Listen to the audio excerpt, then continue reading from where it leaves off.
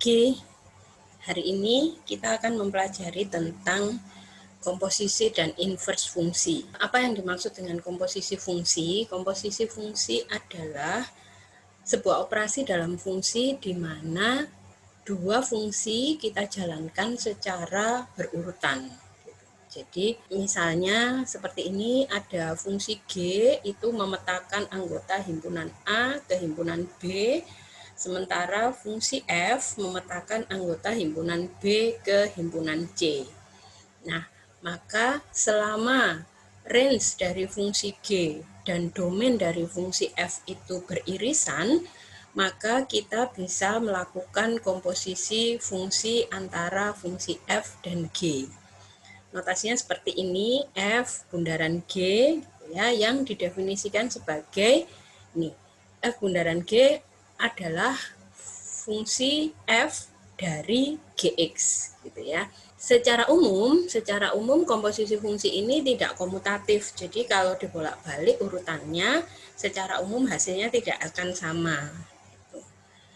Ilustrasinya seperti ini. Jadi kalau tadi G itu memetakan fungsi A, memetakan himpunan A ke himpunan B seperti ini ya.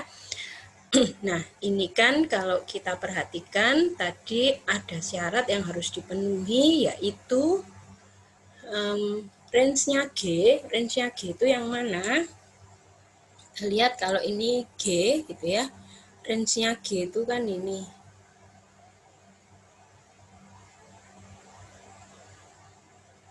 Ya, jadi yang merah ini adalah range dari G.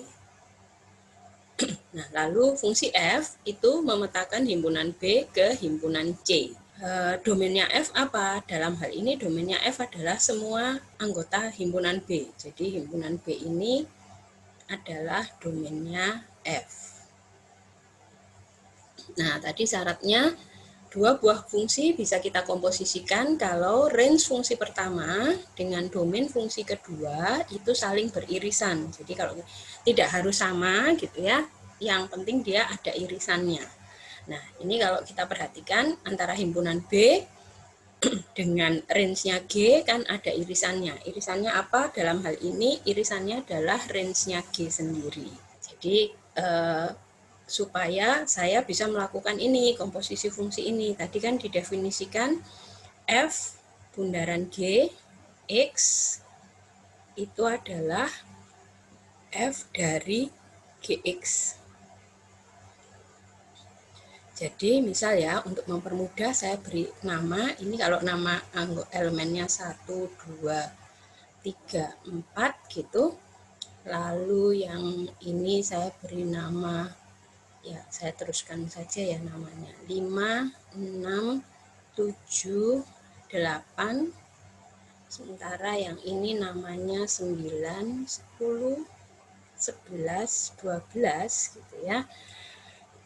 Nah, maka ini kan kalau saya mau melihat apa hasil komposisi dari F G 1 misalnya, itu berarti saya lihat di sini 1 dengan fungsi G dipetakan ke siapa? Ke 5 gitu. Nah, sehingga ini menjadi F5 gitu.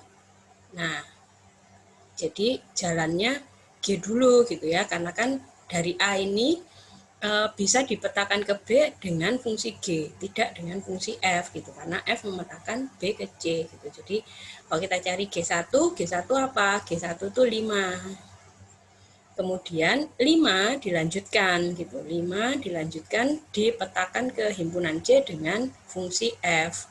Nah, 5 bayangannya apa di C? Bayangannya 9. Jadi F5 ini sama dengan 9. Gitu. Jadi ini kalau saya tulis 9 itu adalah hasil komposisi dari F dan G terhadap X-nya 1. Gitu ilustrasinya ya. Nah, ini contohnya, seandainya kita bicarakan fungsi-fungsi yang kemarin macam-macamnya sudah kita pelajari terlebih dahulu, gitu ya. Kita punya fungsi logaritma dan fungsi akar. Pertanyaannya, apakah F bundaran G ada? Kalau ada, bagaimana bentuknya? Jadi ada dua pertanyaan yang harus Anda jawab di sini. Saya jawab satu-satu ya. Pertanyaan pertama tadi, apakah F bundaran G ada? Gitu ya. Nah, sekarang kita lihat dulu F bundaran G. F bundaran G itu kan berarti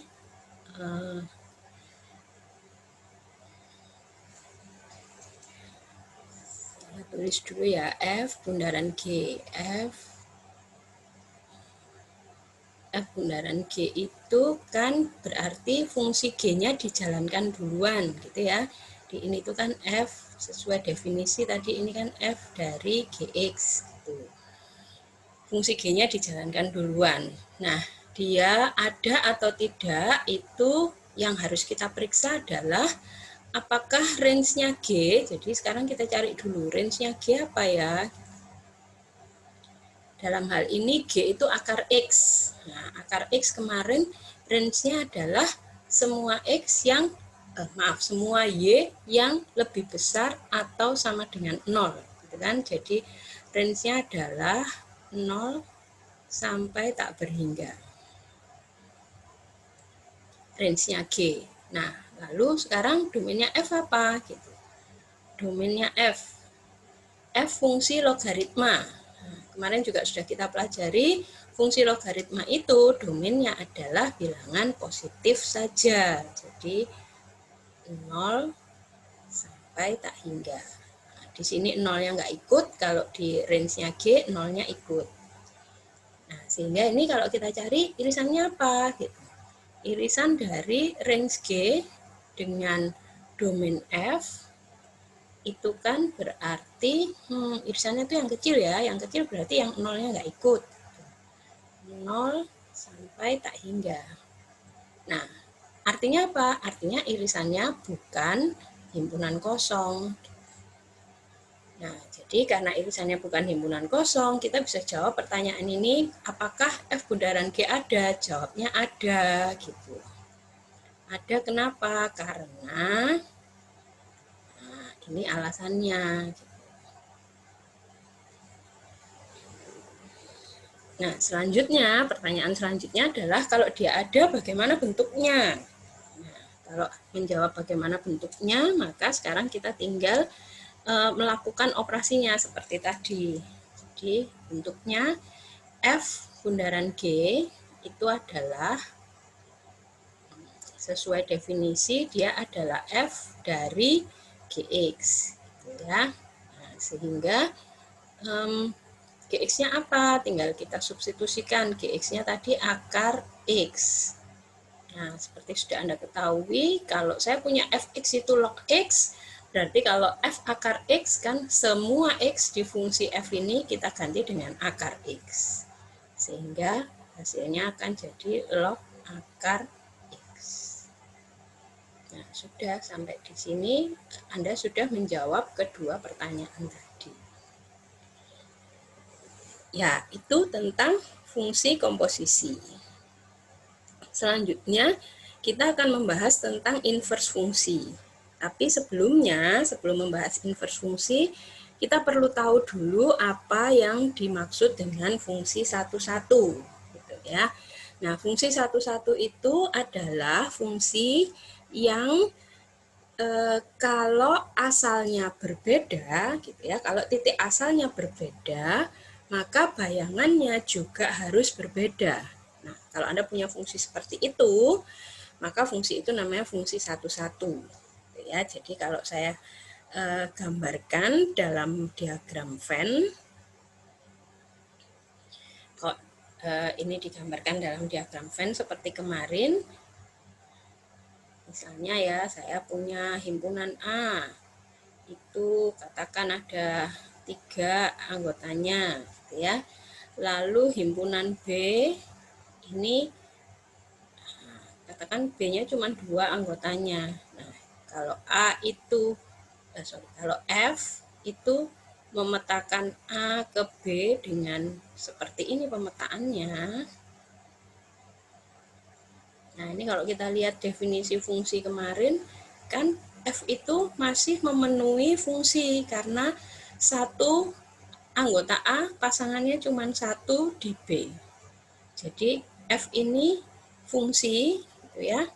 F itu fungsi,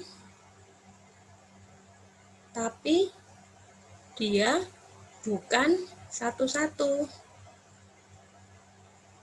Kenapa bukan satu-satu? Karena ada dua anggota A, ini yang pertama sama yang kedua ini, yang bayangannya sama di B.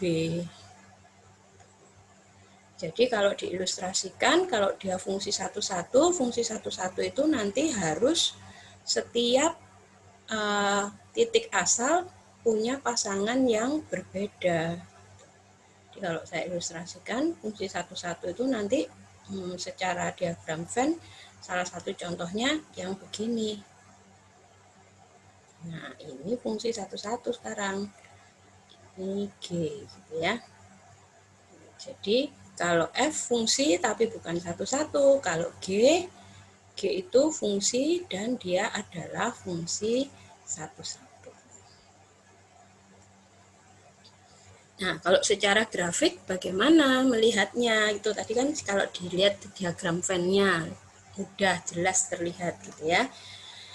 Kalau secara grafik kita bisa cek dengan menggambar beberapa garis yang sejajar dengan sumbu X, sedemikian hingga garis-garis yang kita gambar itu kita buat berpotongan sama kurva fungsi kita. Nah, kalau setiap garis yang kita gambar perpotongannya cuma satu, seperti ini, perpotongannya sama kurva cuma satu, kayak gini, maka ini fungsinya kita sebut fungsi satu-satu. Karena kan berarti setiap X hanya punya satu pasangan Y.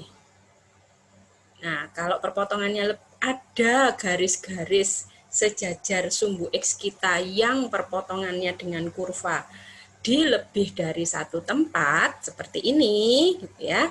Ini kalau kita gambar, ternyata kalau kita buat garis-garisnya, hampir semua garis yang sejajar sama sumbu X itu perpotongannya ada dua.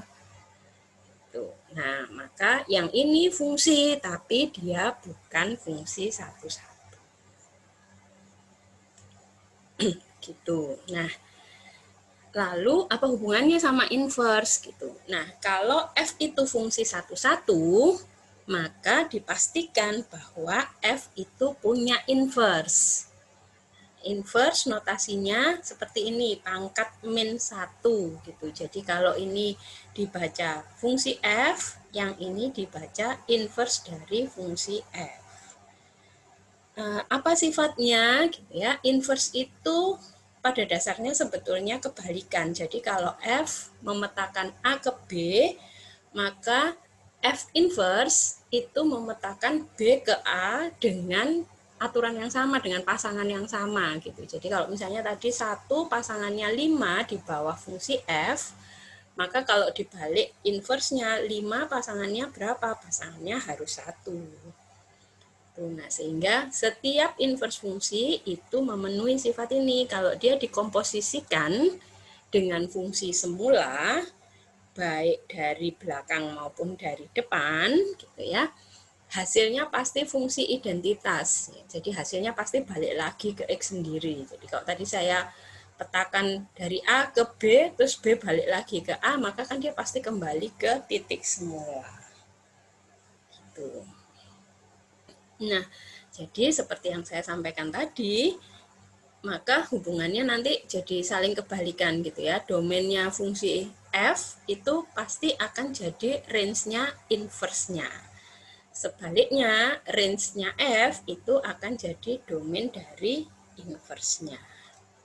Nah, jadi nanti kalau digambar dalam satu bidang koordinat, antara sebuah fungsi dengan inverse-nya, itu pasti jadi sepasang grafik yang simetri terhadap garis Y sama dengan X.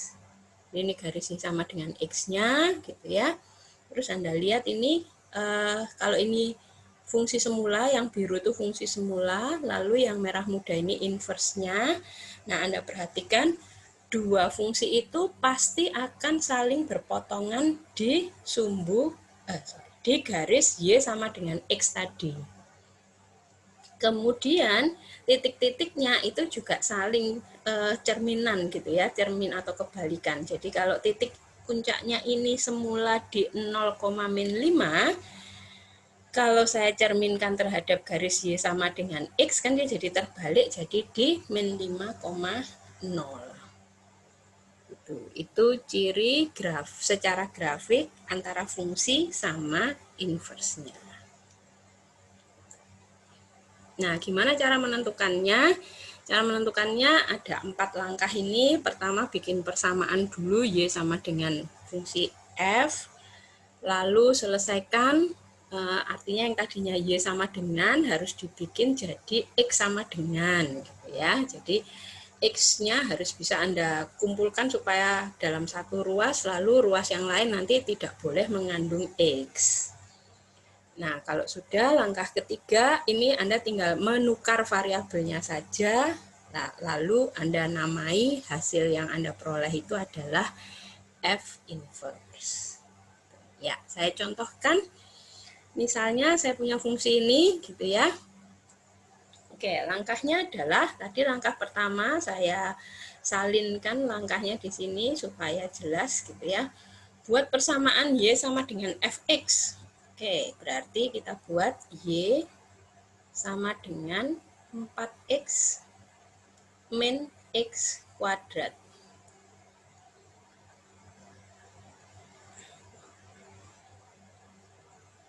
Ya, lalu kita mau selesaikan supaya jadi X sama dengan gitu ya. Bagaimana caranya? Caranya kalau dia bentuk kuadrat seperti ini, saya buat supaya menjadi kuadrat sempurna gitu ya. Jadi ini kalau saya buat jadi kuadrat sempurna, ini kan jadi 2 min X kuadrat begitu ya. Terus harus saya kurangi sama 4. Benar ya? Karena jadi saya upayakan supaya bentuk ini itu menjadi bentuk kuadrat sempurna. Ini namanya kuadrat sempurna. Nah, caranya gimana? Caranya saya ambil angka ini, 2 itu angka dari mana? 2 itu setengahnya 4. Gitu. Kemudian ini jadi untuk membuktikannya gini ya. Ini kalau saya uraikan, uraiannya kan jadi 4 min salah ya ini berarti 4 min 4x plus x kuadrat. Nah, jadi dari sini saya bisa cek, oh ternyata jawaban saya keliru karena ini kalau saya uraikan hasilnya tidak kembali ke sini. Gitu. Nah, jadi apa yang sebaiknya saya lakukan, gitu ya? Jadi karena ini salah, lalu bagaimana? Nah, saya ulangi langkah pertama di sini. Jadi Y sama dengan 4x, gitu ya, min x kuadrat. Nah, supaya saya tidak lagi salah dengan tanda-tanda seperti ini, saya buat supaya minusnya saya keluarkan gitu. Ini jadi min x kuadrat min 4x gitu ya. Nah, sehingga saya nanti punya ini min, saya buat kurung besar gitu. Ini adalah x min 2 kuadrat lalu saya kurangi 4. Ingat, setiap kali jangan lupa Anda cek dulu gitu. Jadi supaya nanti sudah terlanjur panjang baru tahu kalau salah gitu ya. Nah, kita cek dulu coba. Ini kalau saya uraikan, saya cek dengan warna, saya bedakan warnanya ya supaya tahu kalau ini kita sudah ngecek aja gitu. Ini tuh kalau saya uraikan kan jadi min x kuadrat min 4x plus 4 dikurang 4. Nah, 4 dikurang 4, betul, hilang. Ini tinggal min x kuadrat min 4x. Nah, karena udah betul, kembali ke ini tadi. Jadi saya bandingkan ini sama ini. Karena sudah betul, berarti saya bisa lanjutkan. Ya, saya lanjutkan dengan sekarang saya lanjutkan. Saya mau memisahkan X-nya di ruas tersendiri. Maka untuk itu ini minusnya saya kalikan dulu ke dalam, jadi 4 min X min 2 kuadrat sama dengan Y. Gitu ya. Nah, kalau saya pindah ruas, ini jadi gini. X min 2 kuadrat sama dengan 4 min Y. Itu ya. Ini saya pindah ke sana, Y-nya yang saya pindah ke sana. Nah, lalu Anda perhatikan sekarang tadi di depan fungsinya ini dibatasi, X kurang dari sama dengan 2. Ini apa artinya? Artinya adalah kalau X kurang dari sama dengan 2, berarti kan X min 2 kurang dari sama dengan 0. Ya. Jadi X min 2-nya itu harus negatif. Boleh 0 gitu ya, tapi yang jelas dia tidak positif hasilnya gitu. Nah, sehingga itu kalau saya informasi itu dipakai untuk apa gitu, informasi itu dipakai di sini. Kan seharusnya kalau saya menarik akar, jadi ini menjadi X min 2, yang di sini kan harusnya plus minus akar 4 min Y. Nah, tapi dengan syarat ini tadi, saya tahu kalau X min 2-nya nggak boleh positif gitu. Jadi X min 2 ini hasilnya nggak pernah positif, maka ini yang saya pilih yang min akar. Nah, begitu. Jadi saya tandai ya. Ini tanda minus itu sebabnya karena ini. Jadi karena ini itu maka kita memilih tandanya ini menjadi negatif. Gitu. Nah, sekarang tinggal langkah terakhir saya harus bisa bikin jadi X sama dengan kan. Jadi kalau ini saya bikin jadi X sama dengan, X-nya jadi sama dengan 2 min akar 4 min Y. Yang itu saya teruskan langkah berikutnya gitu ya. Kita punya tadi saya tulis dulu hasil terakhir kita tadi.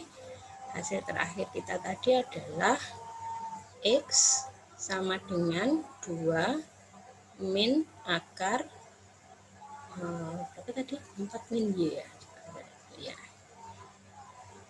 2 min akar 4 min Y. Nah, langkah ini tuh cuman disuruh nuker aja, pertukarkan X sama Y gitu. Sehingga yang tadinya begini, kalau saya tukar, jadi di langkah ini tuh maksudnya saya benar-benar hanya menukar. Yang tadinya tertulis X, saya tulis Y. Yang tadinya tertulis Y, saya tulis jadi X. Nah, sehingga sekarang saya bisa menjawab apa F inverse-nya. F inverse-nya adalah semua yang di ruas kanan. Jadi F inverse-nya adalah 2 min akar 4 min X. Gitu langkahnya gitu ya. Nah, terus pertanyaannya tadi ada 2, selain disuruh cari inverse-nya, Anda disuruh gambar F dan F inverse dalam satu sistem koordinat. Ya. Oke, bagaimana gambarnya? Jadi, gambarnya pertama di sistem koordinat tadi Anda membuat sistem koordinat kan berarti bikin X sama Y gitu ya, sumbu X sama sumbu Y. Ini sumbu X gitu. Lalu ini sumbu Y-nya.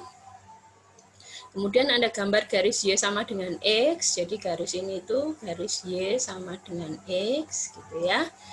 Lalu Anda gambar dulu satu F-nya ini, Anda gambar F-nya. Nah, F-nya gimana gambarnya? Ingat ya, F ini parabola kan karena fungsi kuadrat. Nah, gimana cara gambar parabola? Kita bisa gambar parabola kalau kita tahu puncaknya, terus kita tahu menghadap kemana gitu ya. Nah, parabolanya menghadap kemana ini? Parabolanya menghadap ke bawah. Kenapa? Karena A-nya negatif. A itu kan yang koefisiennya X kuadrat. Ini koefisiennya X kuadrat min 1. Berarti parabolanya terbuka ke bawah. Terus puncaknya di mana? Nah, mencari puncak parabola itu kan koordinatnya adalah min B per 2A sama min D, D itu B kuadrat min 4AC per 4A. Ya. Nah, berarti ini apa? Ini puncak parabolanya. B-nya 4, A-nya min 1, berarti ini min 4 per min 2. Terus ini berarti min 4 kuadrat 16. C-nya 0, jadi ini 0 per min 4. Ya, jadi koordinatnya adalah 2,4. Ya, jadi 24 ini puncak parabola kita. Terus harusnya kan tadi parabolanya terbuka ke bawah gitu ya. Tapi ingat ada batasan ini. X-nya domainnya itu dibatasi hanya yang lebih kecil atau sama dengan 2 saja. Jadi kalau gambar parabolanya tidak perlu digambar semua, tapi digambar setengah saja. Jadi yang warnanya hijau ini saya samakan ya, warnanya itu adalah fx gitu. Jadi yang hijau ini itu adalah gambarnya fx. Kemudian kalau Anda mau gambar f inverse-nya itu Anda tinggal cerminkan fx ini, cerminkan terhadap garis y sama dengan x gitu ya. Jadi kalau ini saya cerminkan, yang tadinya koordinat titik puncaknya ini 2,4, kalau saya cerminkan, nah saya dapat titik ini cerminnya ini, bayangannya, ini bayangannya ini gitu ya. Terus tadi ada satu titik yang berpotongan dengan y sama dengan x, ya nanti inverse-nya juga pasti berpotongan di sini gitu, kebetulan di 0,0. Ya, ini dapat dari mana? Sederhana aja, kalau mau gambar Anda tinggal hitung kalau x-nya 0, y-nya berapa gitu ya, kan y-nya juga 0. Nah, terus kalau butuh titik bantuan lagi, tadi saya hitung juga kalau x-nya min 1 di sini, kalau x-nya min 1 kan ini jadinya min 4 dikurang 1.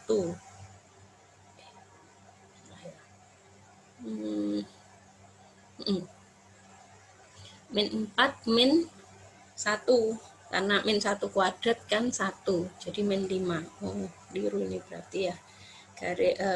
Titiknya ini harusnya tidak di sini, tapi ini harusnya di sini gitu. Parabolanya begini mestinya. Nah, saya betulkan ya.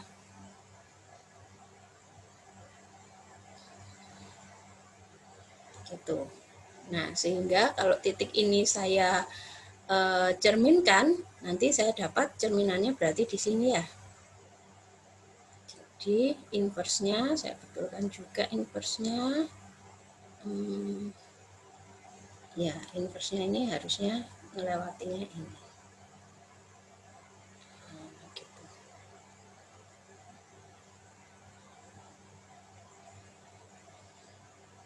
Ya, jadi yang hijau ini fx, yang merah ini adalah grafik dari f inverse x.